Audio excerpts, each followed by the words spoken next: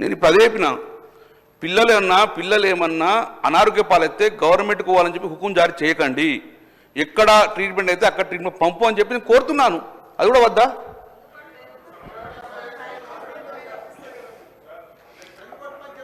అధ్యక్ష, మీరు రాసుకోవాలి.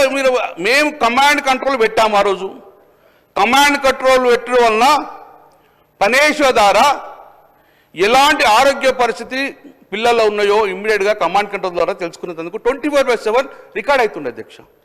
లేదు కమాండ్ కంట్రోల్ లేకపోతే పిల్లలు అనారోగ్య పరిస్థితి ఎట్లుందో మీకు ఎట్లా తెలుసు అధ్యక్ష? కాబట్టి ఇమ్మీడియట్గా కమాండ్ కంట్రోల్ను చేసుకొని ప్రతి పిల్లల ఆరోగ్యాన్ని కూడా రికార్డ్ చేయాలి, అవసరమైతే తగు చర్యలు తీసుకోవాలని చెప్పేసి నేను ప్రభుత్వం డిమాండ్ చేశాను అధ్యక్ష. అధ్యక్ష,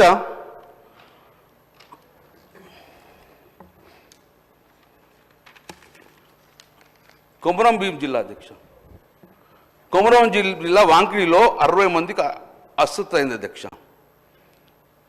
సకాలంలో వైద్యం అందలేదు. ఆసిఫాబాద్ ఆసుపత్రి తీసుకెళ్లారు గిరిజన బిడ్డను. శైలజ అనే అమ్మాయి 25 రోజులు వెంటిలేటర్ మీద కొట్టుమిట్టాడుతుంది అధ్యక్ష. ఆ అమ్మాయి చనిపోయింది. చనిపోయినందుకు ఇంతవరకు ఆ అమ్మాయి ఎలా చనిపోయిందని ఏమన్నా దర్యాప్తు జరిపింది అధ్యక్ష? ఒకళ్ళు స్టేట్మెంట్ ఏమి ఇచ్చారు అధ్యక్ష అంటే లేచి తిని చనిపోయిందట, చేగోడులు తిని చనిపోయిందట. చెప్పుడు కాదు, హైకోర్టుకు సబ్మిట్ చేసిండ్రు. ఎట్లా చనిపోయిందంటే లేచి అధ్యక్ష. లేచి రోజు ఎవరు తిట్టలేదు అధ్యక్ష. పోనీ లేచి మీద దర్యాప్తు చేసిండ్రా? 60 మంది 50 మంది కలుషితమైన ఆహారం తిన్నందుకు దేవుల మీద చర్య చేసింది అధ్యక్ష. ఒక హీరో వచ్చినంత తొక్కిలాడితే యాక్షన్స్కురు, మరి ఇంతమంది చచ్చిపోతే ఎవరి మీద యాక్షన్ తీసుకుంటారు అధ్యక్ష? శైలజ అనే మన బిడ్డ చనిపోయింది, బాధాకరం. ఆ కుటుంబానికి ఏమైనా ఎక్స్గ్రేషన్ ప్రకటించిండ్రా?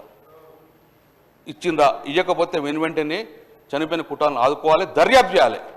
ఎవరైతే నెగ్లెన్స్ ఉన్నారో ఆ బిడ్డల చావు కారకున్నారో డెఫినెట్గా మీరు కేసు క్రిమినల్ ఫైల్ బుక్ చేయాలని చెప్పి నేను కోరుతున్నా అధ్యక్ష.